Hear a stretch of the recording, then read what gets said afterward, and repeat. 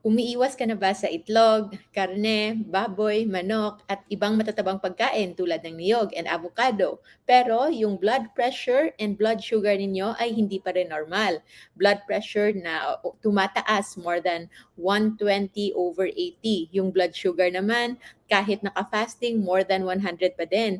And kahit meron ng iniinom na gamot, ay hindi pa rin ito bumabalik sa normal. Alam nyo ba na marami na ngayong mga Pinoy and other na hindi Pinoy na kahit tumaas yung kanilang intake ng pagkaing pinagbabawal dati, including salt, kasama po yung asin, yung pagkain ng itlog, karne, baboy, manok, at iba pang pagkaing dating pinagbabawal, ay nakita nila that there can still be improvement sa kanilang blood sugar and blood pressure. In fact, marami na sa kanila ang unti-unti nang nawala yung gamot, guided of course by their physician, either low-carb physician or their traditional na medical practitioner na nag-adjust na ng kanilang gamot from 2 to 3 tablets in a day, naging 1 tablet na lang, at yung iba nga, completely ay hindi na ngayon dependent sa kanilang maintenance medications na dati ay akala nating forever na. Akala natin the moment you are already diagnosed with hypertension ay lifetime ka nang mangangailangan ng gamot, and the moment you are diagnosed with diabetes ay patuloy na ito until you will have your complications. But now, we are seeing reversal. Ibig sabihin, pwede palang bumaba at bumalik sa normal, provided of course, you will have to change certain ways na kung bakit in the first place nagkaroon kayo ng mga lifestyle diseases na ito. These are called lifestyle diseases dahil primarily aside from genetic predisposition, of course, kasi merong iba na merong familial disposition, all the more na nadagdagan ito because of wrong lifestyle, specifically sa food intake. Exercise, activities, stress levels, all of those are factors. And those things we also discuss in other videos, but today we will focus again with our food intake. If ever kayo ay isa sa mga success stories natin na bumaba na yung kanilang blood pressure at normal na yung kanilang blood sugar, yung kanilang HbA1c, and graduate na sa kanilang gamot.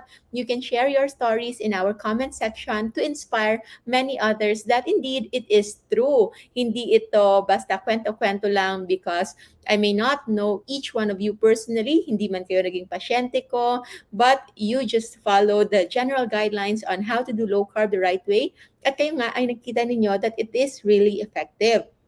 Weight loss is the initial sign, and eventually makita niyo na yung inyong bilbil ay lumiliit na. Yung iba, hindi man bumababa yung timbang, pero lumiliit na yung tiyan. And that is actually even a better indicator of healing. Yun yung pinaka-importante. So, for those of you na merong mga kakilala, family members na gustong magsimula or are curious kung paano ba mag-low carb para makontrol yung kanilang blood pressure, makontrol yung kanilang blood sugar, paano sila magsimula, we will teach them how to start their low carb journey na walang masyadong adjustment when it comes to their meal. So we will discuss the breakfast, lunch, and dinner.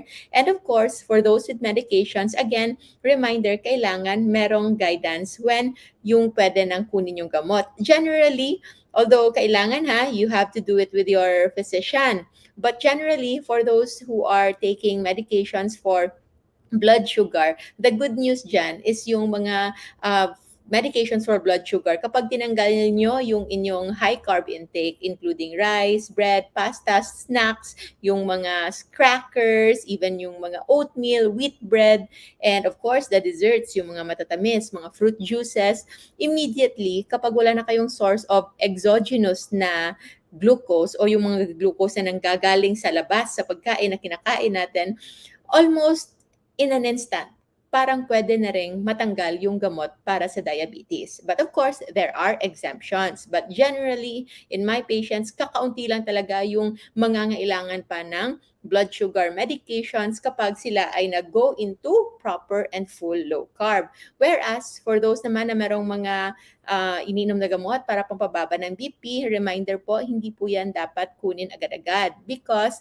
yung pagbaba ng medications for blood pressure ay dapat dahan-dahan. Kapag kasi bigla nyo itong tatanggalin, baka magkaroon ng tinatawag nating rebound hypertension. Kapag bigla nyo itong tatanggalin, pwedeng mag-shoot up yung BP ninyo. Kahit pa naka-low carb kayo, kahit pa naka-fasting kayo, it's because your body is so used, nasanay na siya na merong ganong gamot. So, dapat yung pagtanggal nito ay with proper monitoring, make sure muna na for at least siguro 2 weeks to 4 weeks ay yung inyong blood pressure ay hindi tumataas ng 120, safer side, nasa 110/70, around that time lang, plus minus 5, then you can already start reducing your dose. Yun yung usual nating weaning off na tapering down. So, pakonti-konti.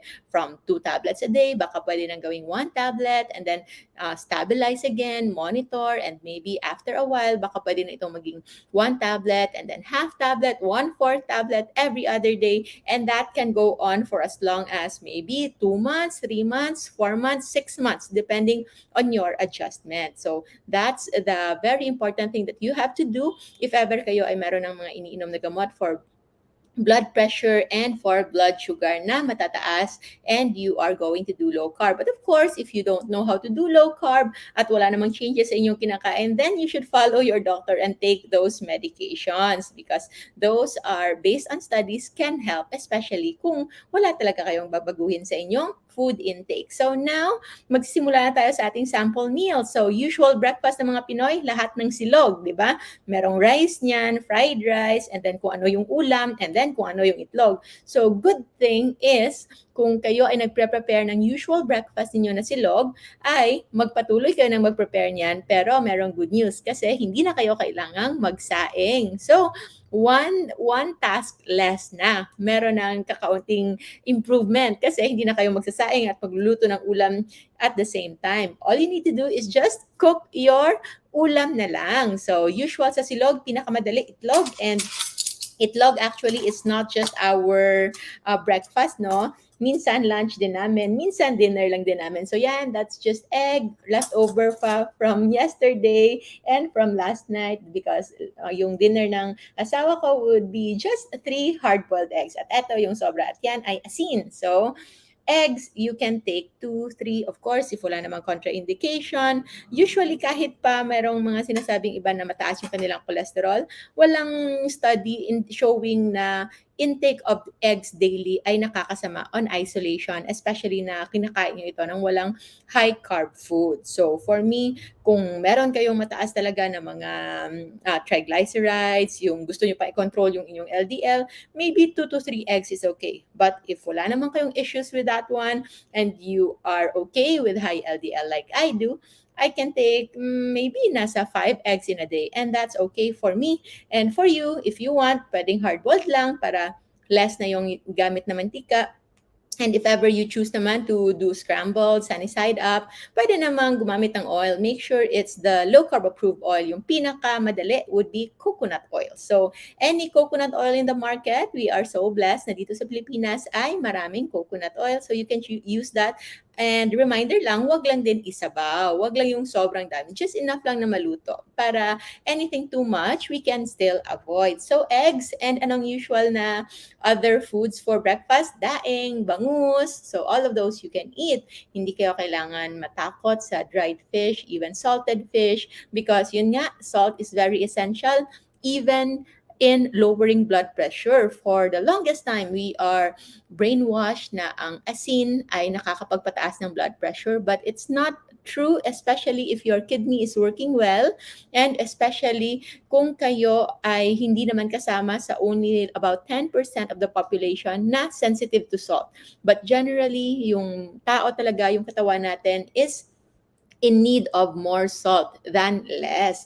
There are even studies showing na if kayo ay matagal na sa kumakain ng low salt diet, studies show na mas mataas pa lang incidence ng insulin resistance kapag kayo ay nasa chronic low salt diet. Kasi nga, salt is essential, at kapag wala ito sa daily intake natin, hindi natin nakukuha ang minimum na 1,500 milligrams of salt or nasa 1 teaspoon of rock salt, ay baka hindi tayo magkaroon ng proper functioning in our body, and that can disrupt our metabolism, leading into diabetes, metabolic syndrome, at marami pang iba, even accumulation of fats. fats, yung fatty liver, pagtaas ng mga bad cholesterol, bad lipids in the form of triglycerides and VLDL, those are the things that we should worry. So, when it comes to breakfast, okay na tayo. Pwede nyo munang kalimutan yung cereals, which is expensive. Pwede nyo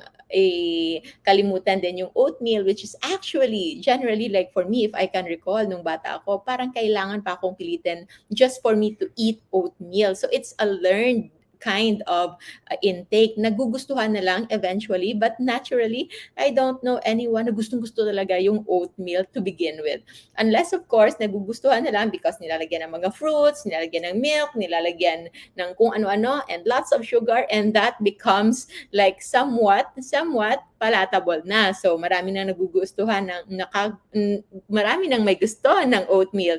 But if you think about it, yung gusto nila sa oatmeal is not really the oatmeal per se, but yung mga kung ano-anong high carb na dinalagay dito. So, as much as possible, you can avoid that. But actually, if you really want, you can have isang kutsara siguro or 2 kutsara ng oatmeal, but without anything else. And if you cannot take that, then maybe hindi nga talaga oatmeal yung gusto ninyo, but just the sugar, the milk, the fruits, and all other high carb na mga ingredients ito. But to simplify it, you can't forget about that because anything na produkto na grains, so mais, wheat, bread, pasta. So kahit yung mga spaghetti, yung mga noodles, those are still byproduct of wheat. So still grains pa rin yan. And of course, rice.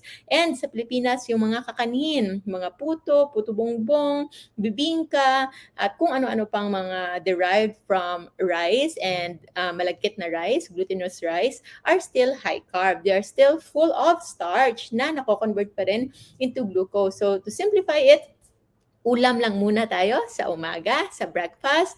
And you can start with eggs and or fish or seafoods kung gusto ninyo. Kung natatakot kayong kumain ng karne, then it's okay. So when it comes to your lunch and dinner, generally, ulam Pinoy, any ulam Pinoy is okay. So walang problema ang ulam Pinoy. Of course, yung kailangan lang i-replace dyan, if yung mga ulam Pinoy na merong mga sugar, then you can try to remove the sugar, like yung adobo. Before, I'm so used to adobo na matamis, but now I like adobo na maasim at maalat. Hindi na kailangan na merong tamis.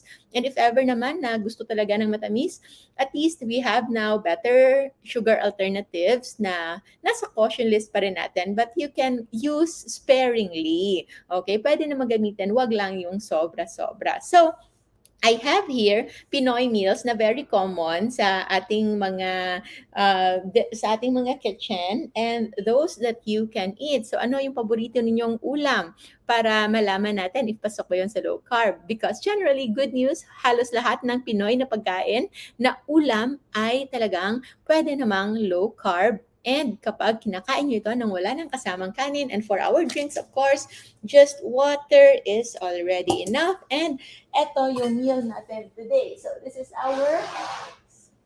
eto yung aming main dish ngayon. And this is, I think, my favorite food. Ang dami kong favorite, no? Pero eto, totoo, isa talaga sa favorite ko ito. So, pechay with karne.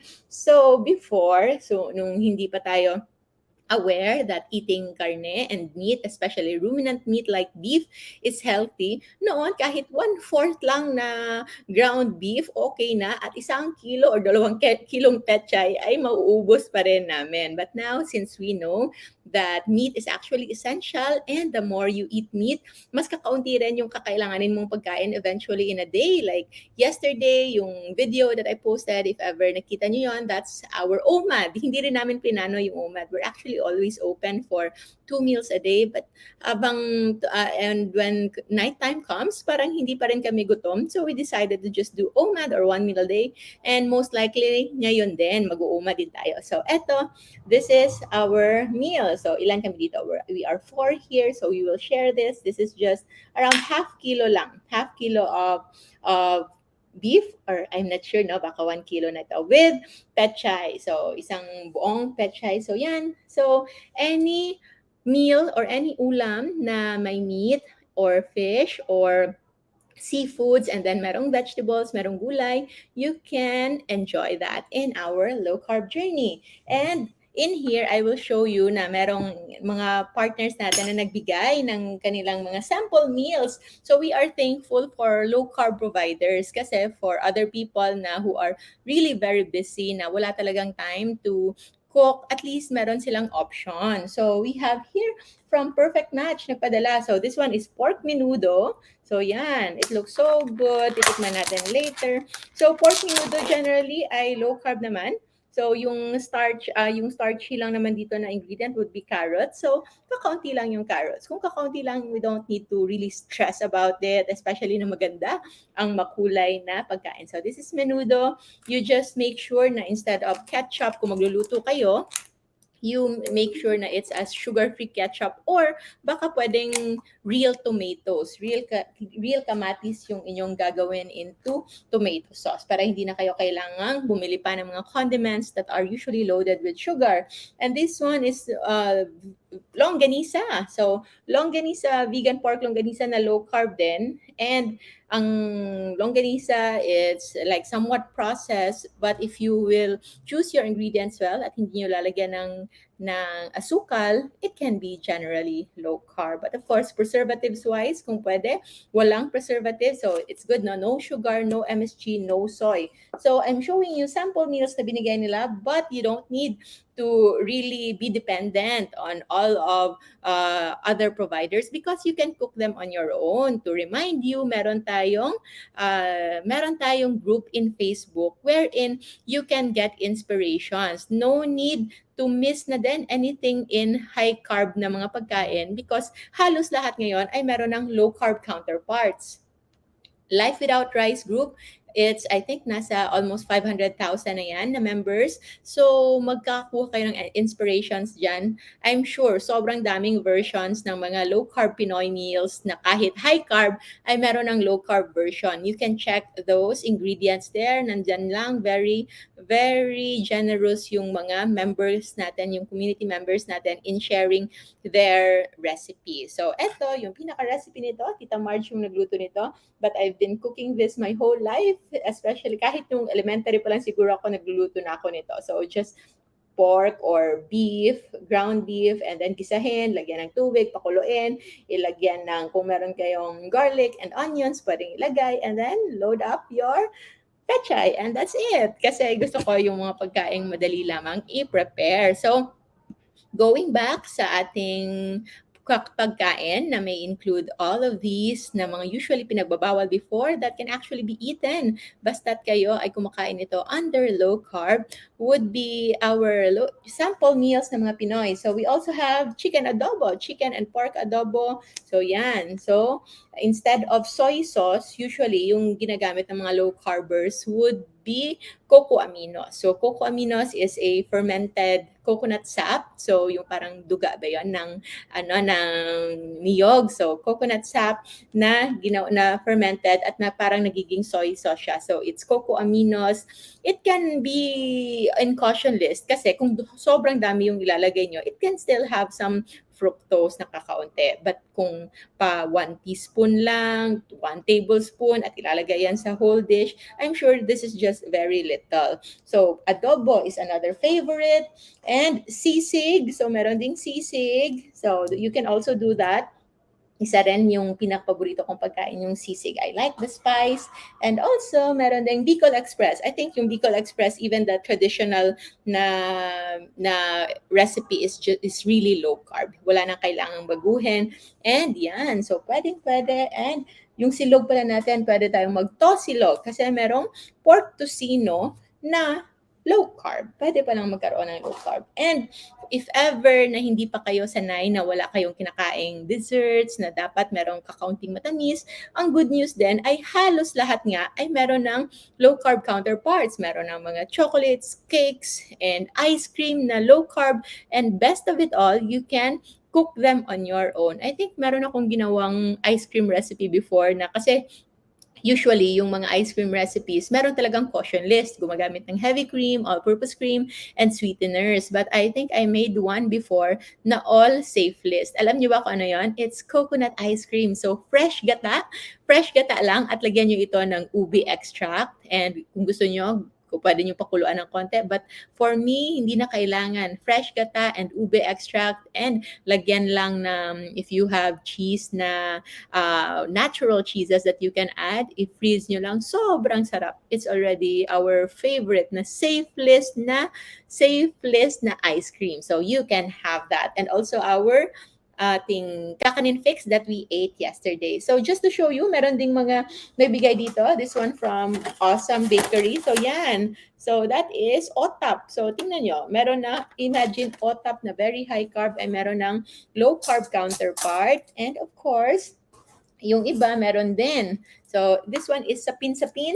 So sapin-sapin din na low carb. So usually yung pinaka ina-adjust dito would be the main ingredient instead of rice flour. So yung ginagamit would be either coconut flour or almond flour. So again, reminder sa ating low carb levels, 'di ba? Meron tayong 5 low carb levels na kung kayo ay meron pa talagang sakit at malayo pa sa healing, nagsisimula pa lang, it is best to avoid all of those. But if generally you are at the top of your health, but you just want to preserve it, you're young, nagpa-fasting regularly, and also exercising, then maybe you can accommodate some of these caution lists and enjoy more of these low carb kasi nga, you preserve pa your basic good health. But if ever meron ng mga iniinom na gamot, adjustment period, at least give yourself the time, maybe 2 months, 3 months, 6 months na mag-commit muna kayo sa clean, low carb, safe list eating. Commit tayo sa ating food list na safe list to make sure that you are going to heal properly. So remember yung safe list natin, yan pa rin yan. It targets lowered insulin, inflammation, it increases fat burning and reduces fat build-up. Yun yung mga pinaka-importante nating malaman with this. So, but in case hindi talaga maiwasan or maybe merong special event that you may want to have something special to drink, for example. So, merong kombucha. So, merong kombucha. This is from Christine's. Thank you, Christine. So, these are just our friends here in LCF Center kasi nagpapa-viewing kami dito. Free viewing of LCF Masterclass for diabetes, hypertension. In case you want to come, nandito lang tayo sa Ortigas Center for the schedules of free masterclass viewing. You can also message our page in LCF Center or message our admin, Rochelle, at this number. So, if ever, going back, kung gusto talaga ng dessert, ay pwede naman kasi nga merong sapin-sapin, meron ding leche flan, and any dessert that you can think of. Wait, meron pa ata. Yung ano pala, yung mango ice cream cake, ano yun? Icebox cakes, yung mga mango float. I think yun na lang yung walang masyadong low carb counterpart kasi high carb lahat eh. But if I will imagine, maybe maglalagay kayo ng layer of almond or coconut flour na crackers and then heavy cream, but that's in caution. And instead of real mangoes, maybe mango flavorings in gelatin. So maybe it can do the trick, but I'm not so sure. But anyway, generally, if I can think of lahat ata ng possible low carb, high carb food na desserts and drinks that you can think of, ay pwede nang merong low carb counterpart. So that's generally the simple ways on how you can lower your blood sugar and blood pressure while at the same time enjoying low carb meals, enjoying these meats, and hindi kailangan mag-adjust ng marami when it comes to your daily preparation sa inyong pagkain. But mind you, merong mga low carbers na nagkakaroon pa rin ng fluctuation sa kanilang BP at sa kanilang blood sugar kahit safe list low carb na sila. And dalawa yung usual na nakikita kong problem. So if you know anyone or if you are also struggling with this one, I hope you share this video, save this, and share this to your timeline and send this to your family and friends in their messenger para matulungan ninyo sila. So sa mataas or nag-fluctuate na blood pressure sa low carb, for example, panay 120, panay 100 over 60 na lang, 100 over 70, 110 over 80, very normal na talaga at bigla itong naging 150 over 90, and then pag maya-maya, pagkagabi na, bumaba na naman ulit. So those are blood pressure fluctuations na most likely hindi na related sa previous na inflammation sa katawan nyo, but this could just be related to electrolyte imbalance. So sa nakikita natin, yung isang way to stabilize that is to increase your potassium intake. So potassium intake, you can take in naturally. So maybe 3 avocados in a day, but I don't think kaya yung kainin yung 3 avocados in a day. So that's why we have supplements na tinatawag nating potassium chloride that are higher in dosing. You can consult that with your doctor para mabigyan kayo ng reseta on potassium chloride, at least 10 mg or 750 milligrams, mga twice a day. See if you are eligible to get that. Baka meron na kasi kayong lowered blood na level or level of potassium na mababa. Sometimes it will reflect as normal na potassium sa dugo, pero hindi ibig sabihin na yung potassium intake, yung potassium level niyo sa loob ng cells, which is more important, ay normal pa din. So, if your blood potassium level is nasa normal pero lowered normal, like the normal is 3.5 to 5.5, if you are below 4, usually meron na rin yang kasamang signs of hypokalemia tulad ng pagkakaroon ng body weakness. So parang walang energy yung kamay at paa, nanghihina, meron ding palpitation. So yung tibok ng dibdib, biglang tibok ng puso ay sobrang lakas, yung parang halos nagiging irregular. If you will check your pulse from light, bigla itong parang nagiging pounding yung heartbeat, and then kumakalma na naman. And also cramps. So if kayo ay nagkaroon ng pamumulikat at night and in the middle of the day, madaling magkaroon ng muscle cramps, those can be signs of potassium imbalance. And also, water intake, salt intake are also important. And how about blood sugar?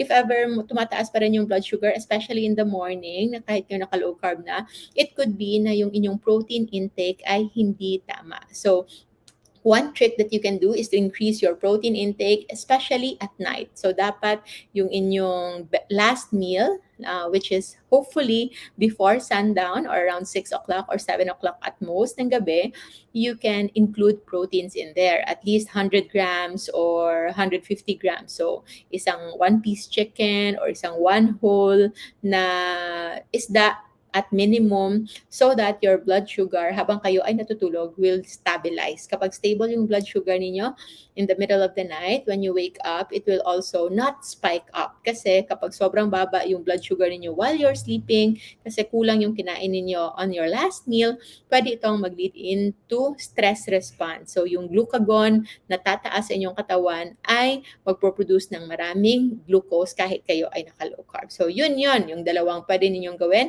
And all of these things you can actually learn in our masterclass. So yung masterclass natin, before it's just in Facebook. Of course, the ones in Facebook are very lucky because they have a lifetime access as long as Facebook allows, of course, na sa viewing sa ating masterclass. But if you think you're a fast learner, you can learn it in 30 days. Meron tayong lcfmasterclass.com wherein you can learn diabetes, hypertension, and other lifestyle diseases, how to manage it using low-carb nutrition and fasting the safe way. Only for 500 pesos, it will already give you 30 days access sa 21 videos na yon. Yung 21 videos na yon, it's just learning. It's like a lesson. It's like a class na 21 videos, 20 minutes per video. And of course, you can finish that in 2 days, in 3 days if you want. At pwede nyo itong ulit-ulitin for that 30 days for only 500 pesos. So I hope you will check on that in case this is still not yet enough. So yun yung structured learning program natin in LCF Masterclass, for which you can also learn lahat ng mga pinagsasabi ko dito. And of course, again, if ever hindi pa kayo member ng ating groups, pwede kayong magpa-member. It's just free, the Low Carb Feasting and Fasting Community for Support, and Life Without Rice na groups natin in Facebook. So join that, and remember again, yung mga low carb levels natin para alam na, guided tayo. Huwag tayo just because we already lost weight, we already feel good, ay baka isipin ninyo meron na kayong leeway to be on high carb. Marami pong different effect yung high carb sa ating katawan. Kahit hindi na kayo mag-gain ng weight, pero baka merong tutubong kung anong bukol sa inyong katawan na hindi natin nakikita. So it's best to do your best para hindi na tayo kailangan matakot sa any other consequence of high carb foods. So maraming salamat. We would like to thank, of course, all of our partners, lahat ng mga low carb stores and providers and influencers and coaches that pasalamatan natin yan because they are the ones that tumutulong to strengthen our community. So, we are very thankful for them at maraming salamat na you are also here. Every time you share the videos that we make, yon ay malaking tulong na din sa ating community. So, yun lang muna. I think that's it. It's already almost, yan, daldal, no? Yan, na sa 12:30 na tayo, it's going to be our breakfast. So, eto yung breakfast natin, brunch, at the same time, or baka eto na yung last meal natin. Ay, hindi pa pala because I will see you later in Mega Mall. We will visit Chape's Keto Cake. So, sa Chape's, it's another partner that we have supporting low carb community by providing guilt-free desserts. So, I hope to see you there. Baka mag-close tayo ng ating eating window in Mega Mall. Nasa Building D, ground floor. I hope to see you all there. 3 p.m. mamaya sa Mega Mall. And of course, sa mga hindi makakapunta ngayon, don't worry. And I hope to see you in National Low Carb Day Part 2. So it's year 2 natin, October 1, Sunday, this coming October 1. So same place pa din, hopefully in Philinvest Stand in Alabang. So maraming salamat everyone. I hope to see you all. And God bless you. Always have faith. Always stay positive. Don't be crippled by fear. Dapat positive tayo always para mababa yung blood sugar natin, mababa yung blood pressure natin. Kasi if we will allow stress and fear dominate our head, kahit anong low carb na gawin nyo, ay tataas pa rin yung inyong blood pressure at blood sugar. So, do low carb, stay happy, stay positive, and manage your stress well. And join our community for sustainable LCF lifestyle. So, I think that's it. Maraming salamat, everyone. I'll see you again in our next video. Remember to always stay low carb so that we all stay safe. Bye!